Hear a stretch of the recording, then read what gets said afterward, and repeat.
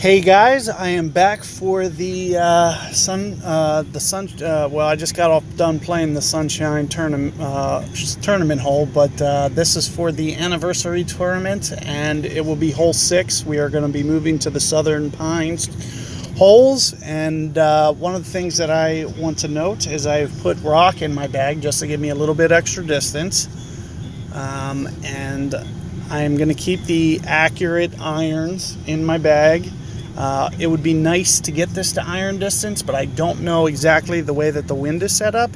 And one of the things that I do want to mention that you're going to see me do here, I'm going to pick up a couple of these balls. Let me pick up a couple of these too. I am going to go ahead. So side spin is of the utmost importance on this shot. I am going for the hole out. So if you want to hold this one out, have a side spin ball on. It makes it so much easier. And one of the other things that I want to note is it is ideal for me to get this to the iron range, which is going to be a little bit tricky with a 1 power ball, but I'm hoping I can do it. So one of the things that you might see me do is I might curl my drive to get it as right as possible with the greatest accuracy and hopefully bending around the corner on this one, because if you don't get down there to the end, you can't get to iron territory. And of course, with my limited distance that you see, since I'm not using Mile, I'm not using my Thor, I'm not using Apocalypse, with my minimum distance that I'm using here, makes it a little bit harder for me to get out to the spot that I want to. So he's a little bit short of where I want you guys to be. So if you can get it out there farther than that, that's what I recommend doing. The more power you can get, the better. So again, I already have this set up, so I don't, unfortunately, I guess I was right on a new basket. So look here. So when you see what I'm doing full here, and you see where he is, I'm going to kind of aim for his, but I'm going to do it with curl, hopefully forcing it back to the right and getting it around the corner a little bit.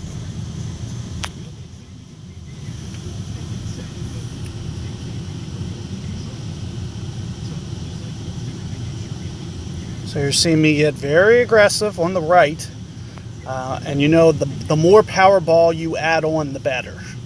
So if you were to use one of your Titans here, that's a very good strategy, in my opinion. So now you'll see I'll be plenty into my backbone here. As you see, he's having to go up to his sniper. So keep that in mind when you're setting up for this hole, is to kind of drive where you want to be. And for me, I feel more comfortable at my backbone distance because I feel I can be very precise with an iron. And like I mentioned, I am going for the hole out on this hole. I am not going for birdie. So keep those things in mind. And one of the best tips that I can give you if you're going for this, here you see Max Club. I like to do this with full side spin. And as you can see, this is the point that's going to make the ball start to come in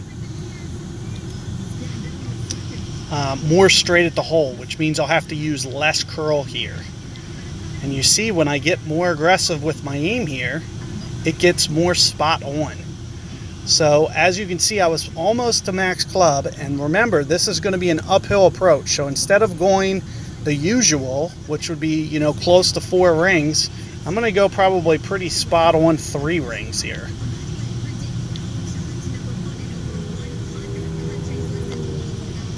And there you have it. I got my perfect ball. I'm very aggressive with my line, and you're seeing it just so slightly come in on the left side. And notice what I did with my backspin there. I think it was between 2 and 3 bars, and I ran the second hop into the fringe. And you see with the run out, it's the perfect amount of run out. So it gives it just the right amount that you need to give it that chance to go in. Now, all I needed was one of 2 things. I either needed to counter curl it, since it was so right to left I either needed to hit like a little counter to straighten it out, or I had to overplay the wind just ever so slightly. And I was just a little bit off in the way that, you know, my aim was probably perfect. The land zone was probably about perfect.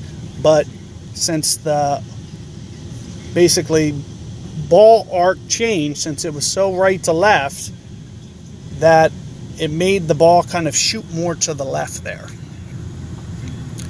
Now, I'm getting more towards the short end of sniper for this. And like I mentioned before, I tend to play, so instead of, you know, going 2.6 rings on this, I'm going to do more like, you know, an extra 50%. So I'm going to go into 3 for sure. I'm going to go into 3 rings, 3 plus, you know, 3.5, 3 somewhere in there. Of course, this time I get my perfect ball. In fact, this is probably the time that it probably goes in too. Nope, it's ever so slightly too much. It looks like, you know, I put a little bit of counter curl on it and it really didn't need it. I just want you, you know, I was starting to rush there. I like to be a little bit more precise, but I was running out of time. So one of the things that I, you know, suggest is that you play a little bit quicker and just kind of know your approach going into it. So if you know that, you know, as soon as you see that wind, 2.6, just be like, I'm going to play this 3.5 straight up. And just be like super quick about the way that your approach. And then that way you can get out and be very precise with where that is. So what I like to do is I like to focus on an actual grain of grass that I can see that's kind of displaced. Maybe it's dark black. Like you see all those little black spots. And then I'll pull to that black spot is what I'll do. And that's kind of my method. So keep that in mind. And hopefully you guys can get that par 4. It can be a little bit of a challenge. That's probably the hardest hole. One of the things that, you know, I just want to stress and for you to be careful of is to not overcorrect. It is an uphill approach. You got to keep that in mind. So what your usual number is, you have to come in just ever so slightly on it in order to get that hole. So keep that in mind, and good luck with that hole. I'll see you guys on the next tee.